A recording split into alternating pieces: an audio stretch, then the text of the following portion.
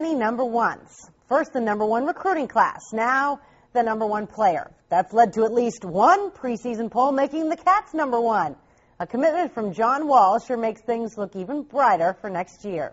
The nation's top point guard made his decision last night, and for Wall, it came down to Miami and Kentucky. Wall says the deciding factor was his relationship with John Calipari.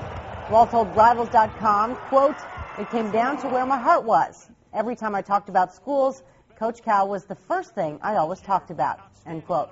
Wall also says he's looking forward to playing with Eric Bledsoe, the other five-star point guard, and fighting for his position. Now, Coach Cal seemed to cryptically Twitter about Wall today, who will make his official announcement tomorrow at 2 o'clock at his high school. Now, if you try to decipher it, kind of sounds like Cal is hinting at Wall signing at Kentucky. The coach explains. I Twittered a garbled message to just have fun. And all of a sudden it became, there's a coded message, play it backwards, put different letters in. And then you had people that had like bad language habits, thought I was swearing. I was having fun. And I bet these guys have fun next year, too. To go along with John Wall, of course, is Eric Bledsoe, and good news from him. He has made the grades he needed in his final high school courses to be eligible for next season. That's according to the Birmingham News. Bledsoe's high school coach told the paper that his transcripts will be sent to the NCAA clearinghouse this week. Bledsoe was scheduled to go through graduation ceremonies today. Now, if you can read between the lines, Cal believes Wall and Bledsoe will be pretty good together. The greatest thing about Eric Bledsoe, when I went to recruit him, high school coach, good guy, Coach Ford, asked me about another young man. And I said, yes, we're recruiting that other young man.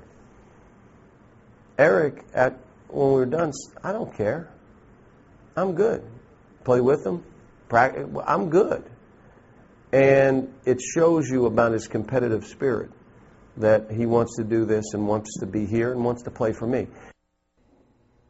And this comes as no big surprise, but Calipari officially announced his 3 assistant coaches today. They are Orlando Antigua, John Robick, and former NBA star Rod Strickland. All 3 were on Cal staff at Memphis last season. Little other news today, the girl versus the boys premise of the Preakness seemed to work for TV. Rachel Alexander's victory over Derby winner Mind That Bird drew the most viewers to the Preakness in 5 years and second most in 20 years. The race portion of NBC's broadcast drew 3 million more viewers from last year. That is up 38%. Meanwhile, Mind That Bird's performance in the first 2 legs is boding well for his family.